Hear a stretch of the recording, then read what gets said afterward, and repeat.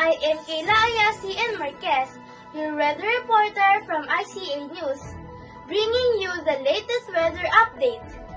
As we enter April, the summer heat is intensifying. The warm and humid weather across the Philippines is caused by easterlies, winds coming from the Pacific Ocean, which bring rising temperatures throughout the country.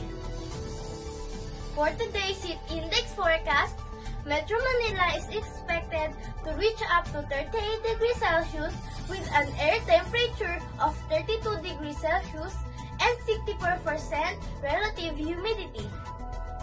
In the northern and western sections of the zone, temperatures may go up to 39 degrees Celsius, while Mindanao may also experience the similar conditions. The heat index or human discomfort index reflects the temperature that our body perceives, which means we need to be extra cautious to avoid heat stroke.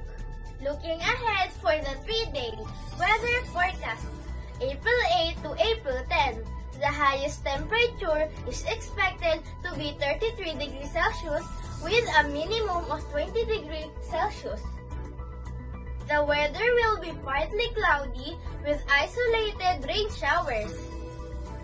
With the increasing heat, we remind everyone to avoid direct sun exposure between 10 a.m. and 3 p.m.